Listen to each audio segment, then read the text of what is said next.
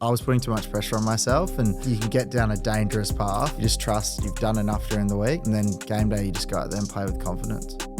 Ladies and gentlemen, welcome back to the Prime Potty. I'm very, very excited, especially as an Essendon fan, to have in. I am, yeah, I know. I saw that look. Didn't know that. I know, especially as an Essendon fan, to have in one of the greatest players and also best looking players at the Essendon Football Club, Matt Guelfi. How are you, my friend? Thanks for having me, Prime. I'm excited for this. I'm very, very glad. It was unfortunate last year how it all panned out, but I've been an Essendon fan ever since I was born in '99, and it's probably been a pretty long period since we had success, but I've stuck strong, and we've had some really good ups, we've had some really tough downs, but I think that the club's going in the right direction. Yeah, definitely. Yeah, for me, it's a bit dangerous to speak too many words. We've probably done that the last couple of years, but I think the boys are excited to do a bit more actions and fresh start with the new coach. Very excited. I'm so keen. How has a new coach been, actually? Because he's come from a pretty long background of being coached for different clubs. Yeah. How's he kind of integrated himself into the group? Yeah, you can tell his experience straight away. Obviously, his brother to lean on, which is pretty good. I like his brother. He's a very good football player as well. So he kind of sat back a little bit at the start, just watching and learning what we're like. But now he's really come into his own and, still learning a bit of the game plan and stuff like that. So it's not just going to happen straight away, and very excited. Has the game plan changed a little bit from what it was last year? Yeah, definitely. We know our defense was probably our main thing to work on, and that was the majority of pre-season. And then just like playing to your strengths. So Zach Merritt's captain is really exciting as well. That's both of their things. Just play to your strengths. We've all got different weapons, and we want to bring them out, bring that flair out. It feels like there's a real young brigade kind of coming through the Bombers, and it's kind of felt like that was going to happen for the last 5 or 6 years, and we've kind of been waiting. But I think the club's in a really good position to kind of have that foundation to just jump off, and over the next 3 or 4 years, I think that we're definitely going in the right direction. Yeah, it's weird. I'm 25 and I'm probably one of the oldest, getting on the older side, and I try and act young, but I'm still a kid at heart. No, I think we're going in the right direction. I'm really happy with that. Well, I was going to get into your junior footy and all that sort of stuff, but I want to just get one of the funniest Q&As that I got just straight off the bat and just see how we go with it. Okay, let's go. Are you ready for that? Yeah, I'm excited. All right. One of the first Q&As when I put up a photo, I said, I've got an Essendon player in. And I told some of my friends back in Perth who I'm going to have on the potty, and they said, can you ask him, who are the top 5 best looking AFL players? Oh, we've done this Play right now. The play right now. Me and Dylan Clark do this a bit, the biggest ruse in the AFL. Biggest ruse. I want to hear it. Oh, it's hard. I think Archie Perkins would be up there. Yeah, from good. Essendon. Got to look after the brothers young boy. at the Dons. Oh, it's tough.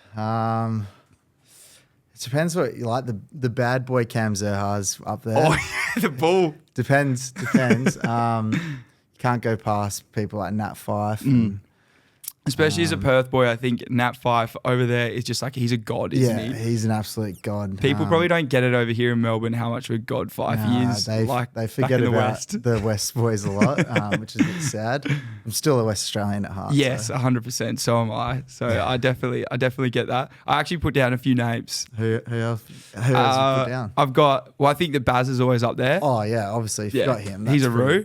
He's number one by far. He's number one, I think. Yeah. You're up there, obviously. Oh, thank you. I'd hope so. I think the Dacos boys get a fair bit of love. Yep, definitely. Lockie Weller, a West boy as well. Yeah. So you see, he gets forgotten now. He does, doesn't he? Now that he's at the Gold Coast. Yeah. Another one, Will Powell. Yeah. He's a bit West of a Roo. Australian. Yeah, I'm looking after the WA boys. Boy like me. Yeah. He's a Roo. Sharp up there's a Roo too. Yeah. Oh, true. Yeah. He's an absolute Roo, actually. Yeah, there's a lot. Mate, the West just produce Roos, don't they? Do. Just tan skin, blonde hair. So what is a Roo? Because a lot of people over here in Melbourne have no idea. I say a lot of words from WA, and it's like a completely different country over there. When I say Roo, they're like, what the hell is a Roo? Can you explain to me what a Roo is? Yeah, well, Roo really is just a rooster. But yeah, it's something that was, spoken about a lot in WA, and I've brought it over here actually. It feels like you have. Joe Danaher used to love it. And we used to speak about all the different types of roos there is. So there's like football roo, there's a tradie roo, true. surfer roo. Dylan Clark's favourite, he's a corporate roo.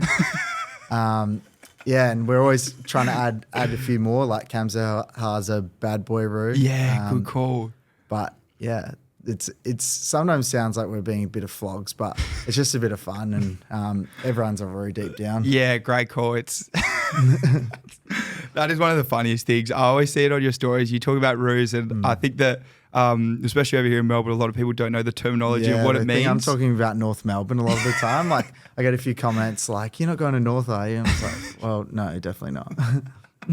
Oh, no, especially not the position they're in.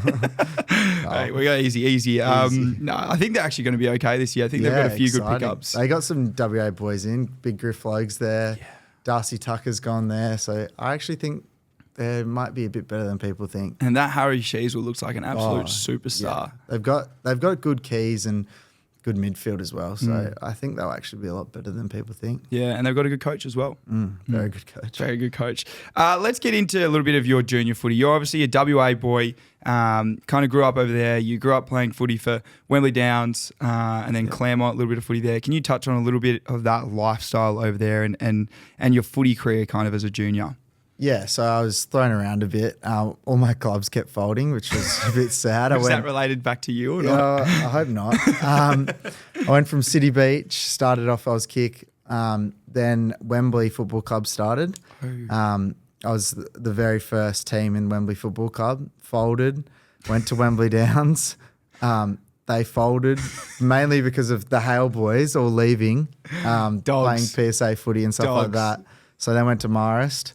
And then, found my way into the Claremont Colts. And I look back now and that's some of the best memories I've ever had. Made like best mates like Bailey Rogers and Ben Delaporte from there and winning flags. And, excited to get that taste of success again. And then going into, Waffle Footy, playing a year there, missing out on a few drafts, which was, obviously a bit flattening. But I think at the end of the day, that's probably made me the player I am today. So I'm actually very grateful to miss out on drafts, as weird as that sounds. Yeah, no, I think that I had Bo McCreary and Josh Carmichael on last week, and they had a similar sort of, I guess, journey through football. They got overlooked in a few drafts, and it really came down to like their mental side, their attitude, the people they had around them, and then that kind of drove them to the success that they had. What was your biggest motivator when you didn't get picked up in that first draft in your draft year? Yeah, there was a few things. Probably going back to just enjoying my footy. And that was same with a couple of years ago when I was probably in and out of the team. Just going back to doing what I love, playing with your friends. And sometimes you forget as an AFL football player, like, because it's just your job. But then you're like, well, as a kid, like, I loved this. So I've really gone back to that. And then the thing I got feedback on was I was just an inside mid. And then playing with the likes of Jai Bolden, Bailey Rogers and stuff like that, probably got pushed out of the midfield, had to learn other roles. And coming into the AFL, that's probably my strength, being able to play every position. So, I'm very grateful for that. I think that any footballer out there, especially if you're a young footballer, you're always a gun. You're always playing that inside mid role, and you think the world's at your feet. But you have to make sure that you can play in every different position on the field, and just add those strings to your bow. Yeah, 100%. That's the reason at Colts I was playing inside, because I was going so well. And then you don't get drafted, and then you're like, well, they think I'm just an inside ball, got no skills, can't kick goals. But now it's quite funny. I'm playing forward. I've played back.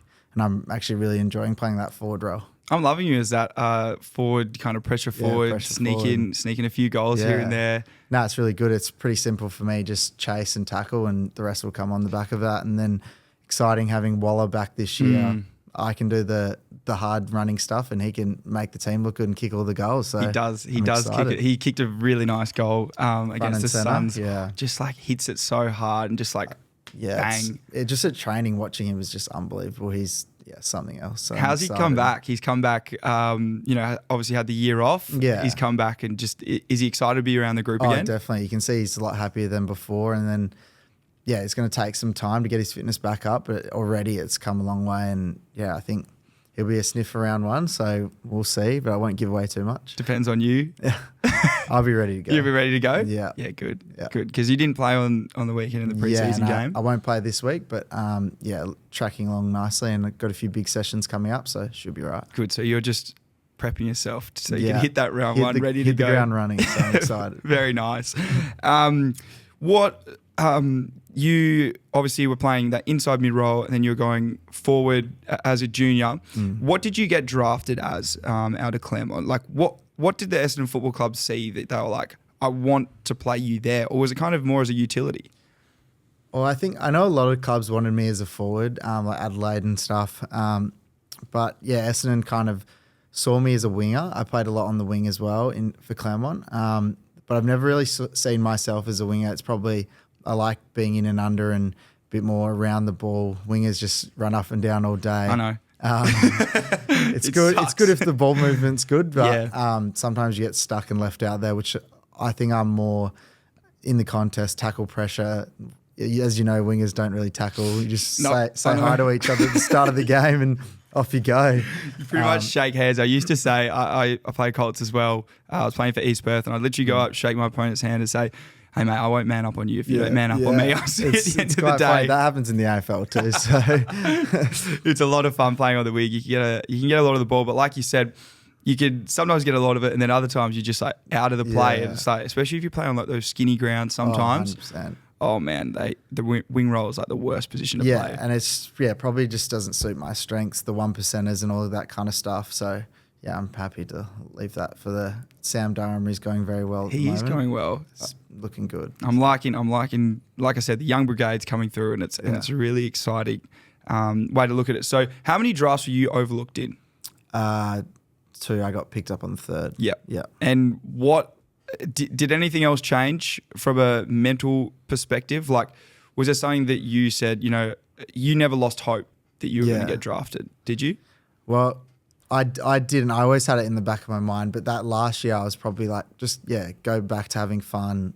Like, I was putting too much pressure on myself, and like it can be good at sometimes. Probably it's good on the training track, putting pressure on yourself, make you work harder. But then game day, I've learned now, especially still learning this in the AFL, you can't change anything you've done during the week. So you just trust you've done enough during the week, and if you haven't, you need to work on that.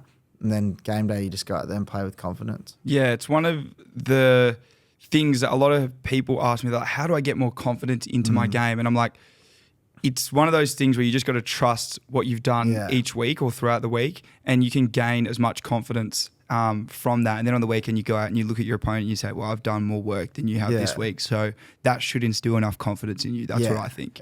I agree, but it's definitely not an easy thing to do. Just especially AFL, you're lining up I was on the wing lining up Brad Hill and people like that, and it's like, well, have I done more than how many? He's won flags. Well, it doesn't matter how much you've done when you're lining up against those folks. They're just naturally like. Or you're in the cage, 1 hour in the cage with Dustin Martin. You're like, have I? Probably not. What's one of the scariest moments, or one of the scariest players that you've had to play on? Like, you being the most nervous to line up on them? Isaac Rankin almost ended my career up in Gold Coast playing on him. He probably only had 10 touches, but there was a few in the late when it was a close game. I think Jake Stringer kicked a goal in the last 10 seconds for us to win, but you can see how well he's going in Adelaide. He is a star, and everything he did, he always kicked a torp from 50 to win them the game. But I got sprayed after that game, and that was the end of my backline career, and I'm very happy about that. Well, good. That's kind of like what I do at home sometimes. When I used to live with my parents, I'd always stuff up unpacking the dishwasher. Yeah, so then they're like, you know what, Tom, just don't even unpack it anymore. Yeah. I'll do it. So maybe that's what you did. You said, well, I'm just going to play terribly as a backline player, so then I can just go and play a different position. As a forward. I'm pretty much a defender in the forward line anyway. So that's right. I think you're doing massive things. You finished 3rd in the BNF in 2022, which was a massive thing for you. How did you approach that season that was a little bit different to other seasons that you approached? Yeah, I think the position change really helped. Going up forward when Waller went down, it was really good by Truck and Dale Tapping to let me go up there. It just feels more natural to me. And then, as I said before, I keep going back to just having fun, and sometimes I forget about that. When I was out there, like no matter what was happening, the forward line, me, Harry Jones, Peter Wright, like it was just fun to be out there. Like even when we weren't going that well, that was our kind of thing. Be optimistic, have fun. Like a lot of the time as a forward, you're playing against the best spares in the comp. Like they're just marking everything. Like Jeremy Howe and all that.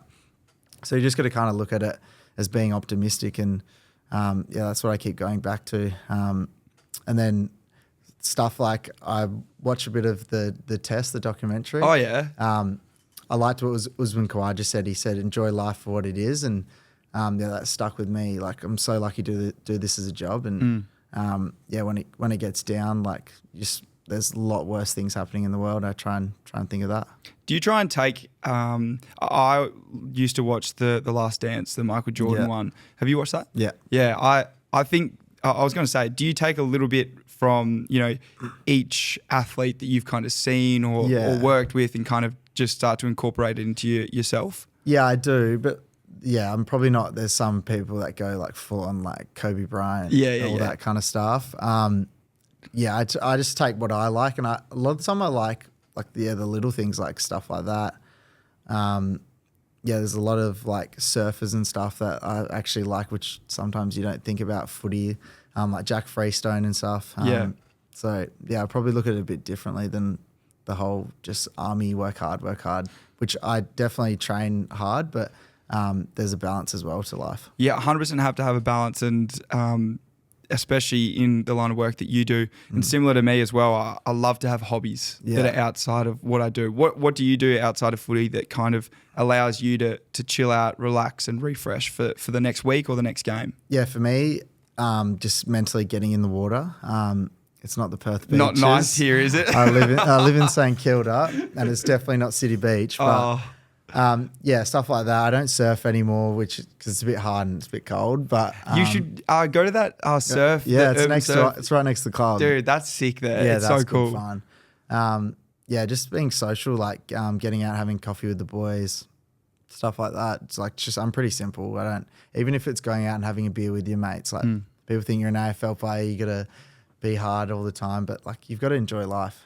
So I think I'm huge on that, being able to go out with your mates, have a drink at the right time. How have you found moving from Perth? Obviously beautiful beaches, you can go out for a surf wherever you want, go to Trig, and then you come over here and it's a completely different lifestyle over in Melbourne. How have you kind of felt that you've transitioned and moved your life over here? Have you felt like it's been comfortable?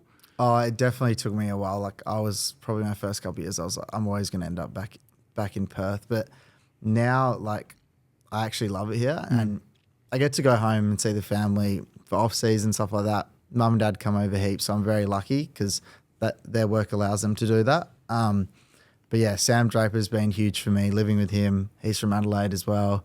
So yeah, he's been my family over here, and it's kind of weird to say I actually love living here now. It's a completely different lifestyle over in Melbourne, and I think that a lot of people don't. Like, I wish a lot more people would have the confidence to move to a different city or a different state, because a lot of people are really scared. But once you take that first step, it's so beneficial for the rest of your life. Like, you feel like you can do whatever the hell you want. Yeah, 100%. It's always the start. The scariest bit is like going away from that, your family, your bit of safety net when things go wrong. But yeah, I'm lucky enough to have a footy club, which is a family as well. So that's obviously a lot easier. Having a footy club, and then, like you said, Drapes as well, having like a best mate as well, can just help you transition so much easier. Yeah, 100%. So anyone out there, get moving. get out of wherever you are. Don't get out of Perth. It's don't beautiful. Don't get out of Perth and move to Melbourne. I'm looking outside at the moment, and it's like, it's like, okay, I think it's midday, and it looks like it's 6 p.m. at night. Yeah, that's not. Yeah. We were talking this morning with my housemates, and they were like, get ready, get the hoodies ready, because it's going to start to get pretty chilly. Good time to get them out. I know. I've actually never done a Melbourne winter, but I've heard that it's going to be. Oh, you haven't? You only just moved. Just moved. So Gold Coast to here. I know. I'm going to struggle a little bit. This is the best of it. This is the best you'll get in winter. So it looks terrible. Just touching on what Guelph just said, we are releasing some new hoodies very, very soon. If you're watching on the YouTube, you can have a look. We've got the Prime Unwind hoodies. We're going to be doing trackies as well, which is going to be very, very exciting. And I'll also just segue that into, we've also got training programs. We've got supplements that we've just released, which is going to be amazing. You can use the code podcast to get 20% off on any of that sort of stuff, which is just a massive discount. I was saying to you before, I've got no money left now because I'm giving out all these discounts to you guys. Yeah. I've got nothing left. Get buying, everyone. Get buying. Otherwise, you won't be able to afford food. I literally can't get a roof over my head at the moment. I sent you some orange pre-workout. How's that going? Yes, very tasty. Tastes like Fanta and gets me going. So I'm loving it. That's what I love. So we got the orange flavour pre-workout. We've got some new flavours coming as well. These are the limited edition ones if you're watching on the YouTube, which are cool packaging, aren't they? Yeah, wow. Look very nice.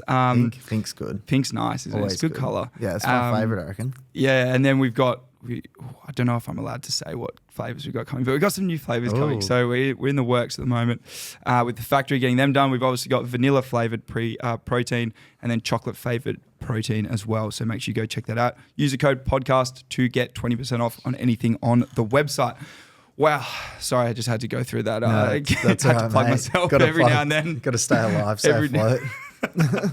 Right, the business account's got no money left in it. I'm giving you guys all these discounts. It's crazy. How was so we talked about moving over here and the transition in terms of lifestyle. What about the transition in terms of professionalism from going from amateur club to an AFL club? Yeah, it's obviously huge. I'm still learning now. Actually, if I came into the AFL system at 18, I reckon I'd be out the door. Too young, didn't know. I'm 25 and I'm still learning about all that. I reckon why I had a better year last year. My professionalism changed a lot, but yeah, I'm still definitely not the best. What do you reckon about potentially raising the draft age to 20? Yeah, it's a weird one because some people are already at 18 and I do like seeing the young talent come in like Nick Dacos straight away. Yeah, 100%. Do you reckon their mentality is there? Yeah. I don't know, some people you can tell he's come up in a AFL family, which is a bit easy, and he's seen his brother. But yeah, I still think 18's good. But I think AFL clubs need to look at older players, which they have, like Tim Kelly, people like that. But I think they need to look at it a bit more sometimes, especially go have a look in WA. There's some good waffle There's some players. good talents over there. Yeah, we're going to say any names. Bolts. Bolts and Bailey Rogers. They're pretty good. They are guns over there. There's like Tim Kelly obviously got drafted out of the waffle and just killed it straight away at the Cats. Who else was it? I wouldn't have been surprised if they picked up, like Bolts or like Schloith or like someone like that, just like dominate every week. They would be able to slot in straight away, like easily. You forget probably here because of the amateur system, you get paid a lot. The VFL loses a lot of their depth. And it's definitely still a very good comp, but with the waffle, you don't get paid to play amateurs. So a lot of them stay in the waffle system and it's just mature players all in their almost primes playing against each other. And I think that's what made my development go so quickly and being able to play AFL straight away because of bodying up with Jai Bolton at training and stuff like that. And that's why I'm grateful for that. Do you think the professionalism of the Claremont Football Club set you up very well for transitioning into the AFL system? Yeah, definitely. Like having Darren Harris as a coach who's been in AFL systems as well helped a lot. And then, Joe Bond's been in the AFL system, and we had Anton Ham been in the AFL system. There's a Kane Mitchell as well. Like there's a lot of players like that that made my development pretty easy actually. Pretty easy. It's it's a very good football club, Claremont Football Club. We'll give them a shout out. I used to play for them as well. And Wembley Downs actually as well. Oh, really? And Wembley as well. Really? I actually had the exact same. So I was at Wembley and then same. We didn't fold though. I ended up going to Hale. And then Wembley Downs and then Claremont and then East Perth. That was so. You went to East Perth? Yeah, East I knew Perth. you played for East. I didn't know you went to Claremont. Yeah, so I was Claremont for like Colts and like it was like under 15s development squad, right? And then I was never really that, like I wasn't much chop. Still am not, but I was like never, I was always just so skinny as a young lad. I just had, the same. no muscle, ability. Didn't go to the gym. thought it was just going to happen. Thought it was just going to Happens, happen. but Just you didn't go. learn. Didn't go the way I wanted it to. What about getting drafted to the Dons? Obviously, I've been a Bombers fan for a while. Yeah. And we had, like I mentioned before, we had some ups, we had some downs. Were you nervous about kind of the controversy that had followed in previous years in getting drafted to this football club that has so much good history, but recent history hasn't quite been up to scratch? Yeah, we're obviously a very big club, and I was very excited for that. But with that comes all the negative stuff, and I understand the fans' frustration at the moment. You're probably the same. I'm not frustrated. I love my boys. I love my brothers. I get to see them all the time. Like I see them. I see a lot of the boys just like randomly. I see like Ben Hobbs all the time. I see him. No, we'll catch up every now and then. So it's like it's kind of good just to have that connection, but it's really difficult if you don't know the player as a person and you just see them as the athlete. And I think that's something that I want to do, especially with like the podcast and stuff that I'm doing, is like separate the athlete from the person. Yeah, people forget sometimes we're people as well. And got a lot of feelings. the time, we're young, like a lot of us young boys, especially at the Bombers. But I do understand the frustration, and we're working hard to try and fix that. Very well media trained, this guy. Very well media trained. Thank you. He knows exactly what he's saying. You made your debut in 2018. How was that? Was that something that just came out of you had to pinch yourself a little bit for that? Oh, definitely. Yeah, there was obviously stages I thought I wasn't going to make it on an AFL list, and then I think it was round 4 I was playing. Port? Yep. Got the win as well. Good dub. Lining up on like Boak on the wing, which was insane, and having to body up with him and stuff like that. It was surreal, and had the family all come over, and the only thing I didn't do was get a goal because Jake Stringer didn't handball it to me in the goal square. But thanks, Jake. Jake, you give the hands, mate. That's all right. He's paid to kick the goals. Yeah, he is, and he usually kicks a few as well. He does. So I give it back to him now. So good. Yeah, you tackle for him, and then I tackle and just do this. And he kicks the goals. Works and then just celebrates. Doesn't get around you. Sometimes. That was obviously a good little period for you. You kind of started to feel get a feeling of God. Nice speaking, Bolchi. Yep. I'm a bit like that now too. Very nice. Find your feet is what I was trying to say. Find your feet in the team. You played 70 games now. Yeah. Last year you won the BNF. You had a great year, but the team didn't. How do you find like the balance of like, I've had a good year, but unfortunately the team hasn't quite done what we were setting out to do? Yeah, it's a weird one. Like obviously everyone looks on last year as not a good year for the club, and it definitely wasn't, but I've still got to draw on that bit of personal success and use that as confidence as well. Because people can forget that as well. So there's people that had good years, like Archie Perkins came a long way. Sam Durham, people like Sheely had a really good back half of the year. So we can still draw on confidence. It's not like it's just throw out that year. So I'm really big on that. It's really important, I think, for any football club and any athlete as well, to make sure that you do look at the positives. And how important do you reckon it was for you to find your feet? There we go. During those like 4 years, and a lot of people get into the system and then kind of find themselves out of the system after 2 years. But if you give them a chance to go through 3 years, 4 years, then they really start to find their feet. There we go again.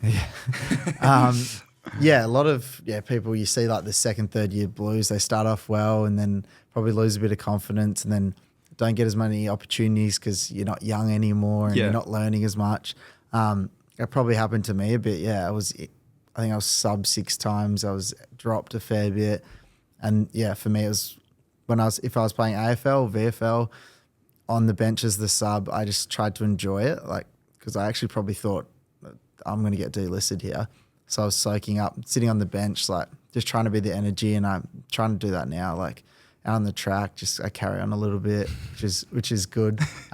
Boys get annoyed sometimes, but trying to enjoy training. Yeah, well, I think enjoying training and just bringing the energy, because that's kind of like I guess what you are as a player and what as a fan I see you as. You're kind of that, I guess, a bit of Energizer Bunny. And if you're up and about down the forward line, then I feel like it kind of spreads to the rest of the team. Yeah, that's definitely what I try and do. Me and Drapes carry on a bit. So try and get the boys up like that. yeah, Harry Jones is huge for me when I'm out there. We just talk a bit of shit, and if you had us mic'd up, like it'd be pretty bad. I'd love that. We'd seem like we're not even trying, but yeah, for me, I used to think it's always like, because the way I play is like pressure tackling, all that. I used to think be angry, like, so I'm like pumping myself up to be angry. Then I realized like that's natural for me to do all that stuff. If I'm trying to play with confidence and I write things on my tape that make me laugh. I shouldn't have said that because people will read it now. Like I write Rue a lot on my thing, and like I write my mates' names, like things like that, my group chat names. I just like look down, like just have a laugh at it. That's awesome. Yeah, so that's my main thing. And it's funny when we do the mental gym stuff. It's like, what's your keywords? And then they put mine up. It's like a Roo. It's like, like be a Roo. It's like, wow. How does that work? Yeah, and everyone else is like, be calm. And like, I'm just like, yeah, be a Roo. Who do you reckon is the funniest amongst the group? Oh, that's tough. Oh, actually, James Stewart is hilarious. Yeah? Yeah. If he gets back on the track, it'd be very good to see. Well, he's almost there, but he's been in rehab for a long time, and he still is like up and about and funny as, like, he's so good. It can really start to take a bit of a toll on you when you are injured. How has that gone for you over the last, you've been injured. Yeah. Injured. What is going on with my words today? You've been injured for the last couple of weeks. Yeah. How have you gone, especially with your mental side? Yeah. I find the shorter rehab's actually harder because you're so close and you're itching to, like, I feel fine. I'm running around fine. Yeah.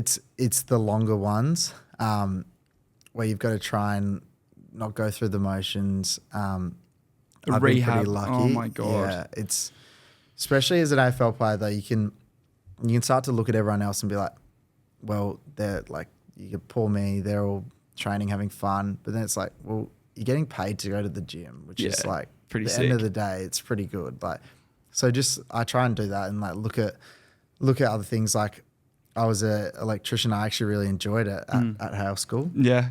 I really enjoyed it, but yeah, it's like, well, I'm not digging holes anymore. I'm still getting paid to go to the gym or wherever it is. So how much does that motivate you to work hard and stay in the system? You're like, I want to continue doing this because I don't want to be digging holes. Yeah, digging holes. It's not that bad. I being know, electrician. but I did enjoy it, but yeah, that's also like why I'm happy to get drafted later. I got to experience life before instead of coming out of school, like getting everything fed to you by your parents and all that.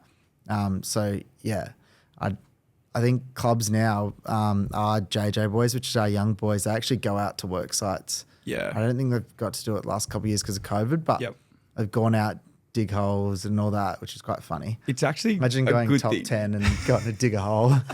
You'd be like, there's a bit of a reality check, but I think that's sometimes what you need. And I think that the clubs that are doing that are probably setting up their young athletes for not only to be a good person and how to communicate in teams, etc., but also setting them up for after footy. What do you have planned for after footy? I couldn't actually finish my apprenticeship, which was a bit flattening, but I've done my business electrical contractor's license. So yeah, if footy doesn't happen, I can go back into that if I want. But I'm liking it here at the moment, so hopefully I stay on the list for longer. Well, that's the plan, isn't it? Yeah, I've been dabbling in modelling a little bit. Oh, the Roo. Which is Footy Roo. I know, it's actually really out of my comfort zone. Like you'd think it's really easy, but yeah, I'm enjoying that challenge at the moment.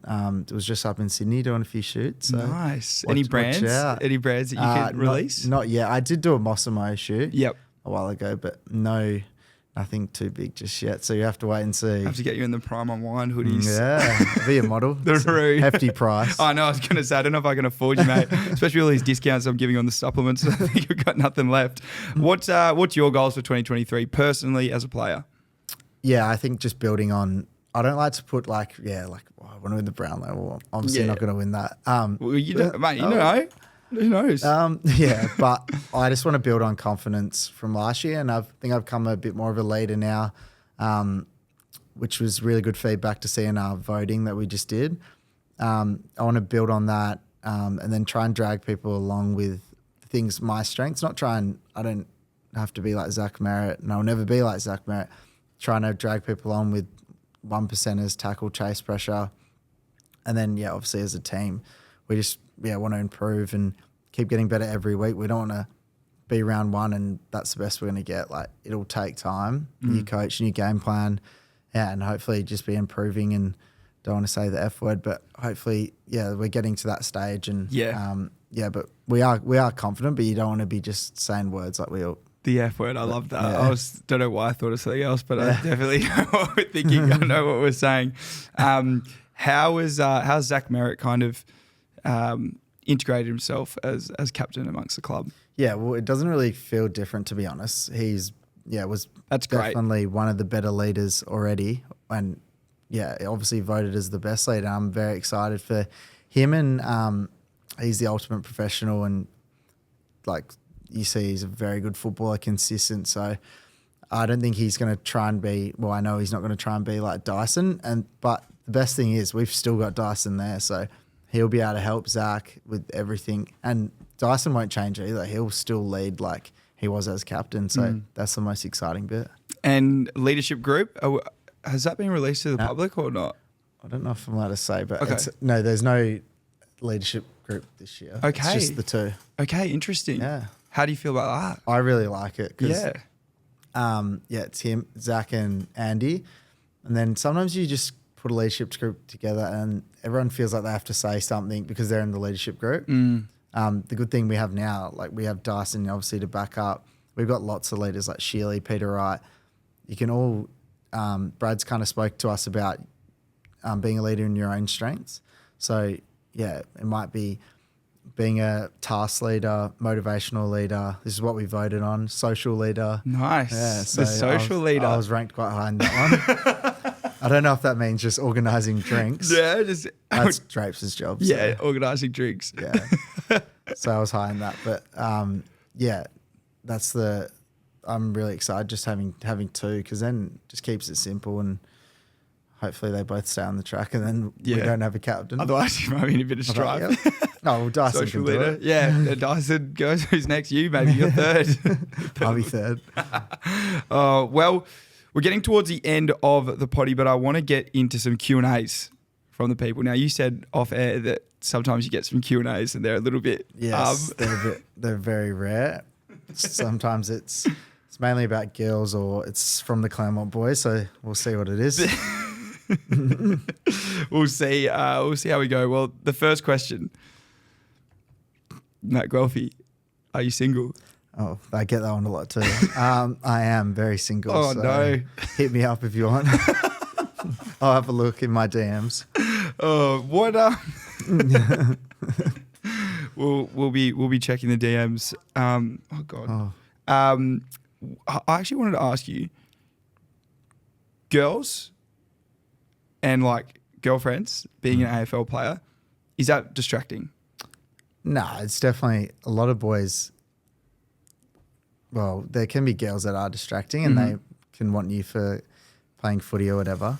But yeah, we have a lot of boys at the club that have girlfriends, and it's probably better. It's a bit more grounding. You don't want to go out all the time and chase girls. True. Which sometimes happens. See you doing that a lot. Oh, you got before. Sorry. No, before. Now I've got a girlfriend. He's got a girlfriend now. He's now so taken, and so happy as well. So That's happy. Yeah, good. girls, stay out of my DMs because I am taken.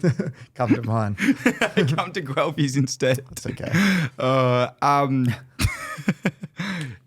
Girls, night before a game. Oh no, definitely not. Not allowed, is it? Nah, obviously you can with your girlfriend, but nah, I'm big on getting good sleep. Yeah, 100%. And I love sitting on the distracting. couch. Yeah, 100%. Me and Drapes love the night before a game. Eat lots of carbs, pizza, pasta, garlic bread, and then I ate a lot of ice cream night before a game, which is really, I love. Yeah. What ice cream do you go for? Oh, it depends, but normally cookies and cream. The Ben and Jerry's jobby? Sometimes. We've got a Ben and Jerry's next to us. Nice. But Matt Prittis told me that when I was young, so I was like, from then I was like, yeah. Really? And now it's just a good excuse to eat ice cream. You can pretty much eat whatever the hell you want before a game because you're going to just burn it off the next day, like within reason. Like, but obviously good carbs, pizza, pasta. I pretty much just eat it because I like the taste of it. Like even with pasta and pizza, like I reckon I could eat Macca's night before a game and I'd be fine. You'd be fine. Yeah. But like you just wouldn't do it because I think the Macca's, I still feel full sorry, I don't feel full. The next morning I want to eat something big. And I'm like, what do you do game day? Do you eat a lot of food or do you keep it pretty low? Yeah, so I'm big night before. Yep. And building up. And then game day, I'm very light because I'm a big spewer. Really? At half time, like pretty much all the time. If it might be a tack yak sometimes. It's pretty funny. Good. But I don't know. Yeah. Because you want to feel light when you play. Like I used to eat a lot on game day and I've recently gone like not very much. Maybe have like a 6-inch sub and then a lot of prime pre-workout before the game and I'm feeling good bang. plug. Right? I'm feeling bang. Yeah, I agree 100%. It's different for different people though. But yeah, definitely for me, I've tried everything. I've tried to eat a lot. I've tried to eat nothing. Nothing is definitely not the way to go because you do like I've done that and you do feel as long as you're getting in the night before I think it's the key. Yeah, I reckon. A lot of food. Probably eat too much sometimes. And it's all trial and error. Like if whatever you guys reckon is the way to like obviously trial everything, see what works for you, and if it works, go for it. If it doesn't, change it up and do something else. Yeah, 100%. It's like Drapes the next day off here eats a fair bit. Yeah, well he's a big man. Yeah, he is a big man, and that's probably more common. Like I know the big boys like James Stewart and stuff eat a lot game day as well, but yeah, a lot of the running boys will try not to eat. Keep too it much. light. Yeah, that makes sense. Who's your best mate at the club? Well, I got a lot, but if you could, I live you can with do Drapes. two. You can do two. Yeah, probably Drapes, Cox, Voss, Brian. There's a lot. Jones, Perk. Okay, you can't just name the whole club. That's right. I'm just thinking of my group chat. Well, it's called Loose Lips, so that's a plug to Loose Lips. We love the Loose Lips. Yeah. Shout out to them. All right, well, I'm just going through my my Instagram and looking at some of the questions. Do you track your calories? So who's asked that question? Is that someone I know? No. Nah, Jade Glenn. Oh no. So in pre-season, off-season, I was tracking my calories. I just like doing it and seeing what's in things because sometimes you have to have the think knowledge it's of the healthy. food. Yeah. You think it's like low calorie or whatever. I wouldn't recommend it for everyone because you can get down a dangerous path. Yeah, it fucks with your And head. I was weighing my food, tracking calories, doing all that. But then once games and stuff start, you can't be doing that because you need to feel your body and just going off what you feel like. If you feel like a slouch or whatever. But I do have the scales in the kitchen. Drapes gets angry at me for that and his partner. Really? So just Drapes doesn't track his food? No. No. The big fella just eats what he wants. Not for him. No. I don't know if I can ask this. Why do they call Sean McKernan horse? Oh, it's pretty obvious. I think, that one. There's too many other weird questions in there, so I don't want to go into them. Happens a But lot. the last question that I have for you, Matt Guelfi, and the question I ask all of my guests is, can you please give me 3 successful habits that you have employed out throughout your life that you think would really benefit any of the viewers out there? Like for me, a successful habit might be waking up at 6 a.m. every morning. Yeah. Shoot. Well, there's a few. I like little simple stuff. So I think, I've seen a lot of your sleep stuff recently. Loving my sleep I think lately. a really good tip for that is someone told me this a couple of years ago, and it doesn't matter how you get it. It can be like a nap. As long as you're getting, trying to get 8 hours plus. We just did a sleep study. I shouldn't be giving advice because I think I average like 6.5. Oh, wow. Which is bad. But just if you're tired, have a nap. Like a lot of clubs have like napping stations at the club, which is really good. Nice. We don't have that anymore. I don't know why, but nice. I don't mind that. Instead of that's actually good. Yeah, because it doesn't matter how you get it. It's just adding them up. Another thing for me is for young players as well, don't put pressure. I know it's like everyone says this stuff, but don't put pressure on yourself and go back to what I said before, just having fun.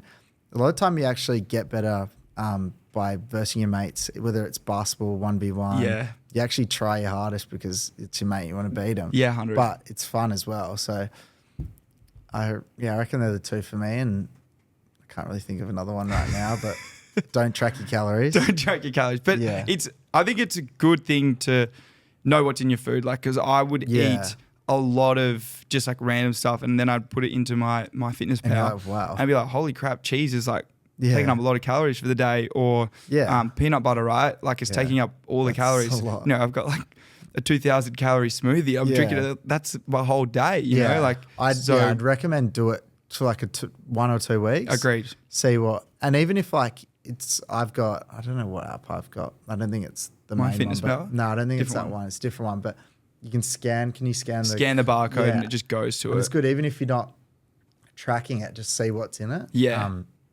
Well, it says it on the back most of the time. Yeah, but still, it's so much easier, yeah, it gives you user friendly. yeah, it's Yeah. easy. Anyone can do it. If I can do it, anyone can do it. But yeah, I just wouldn't fall down the trap. We used to have scales in our house. It was me, like stand on ones, not Yeah. food. Me, Josh Begley, Drapes, and Dill Clark, and we'd write our weight every day, and it would just turn into like. It was stupid because then like it would just be water weight or like Yeah. someone would sit on the toilet just, Drop a bit. just before. Drop a bit. "Oh, I've lost weight. Well, no, you No, haven't. you haven't.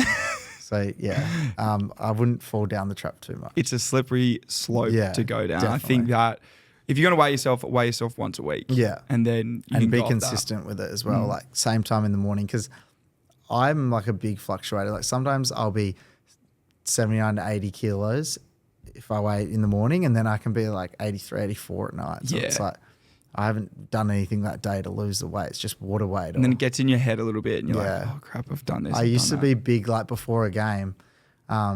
I'd weigh myself. Oh no, I'm heavy, and it like would freak me out a bit. I know Really? some boys do.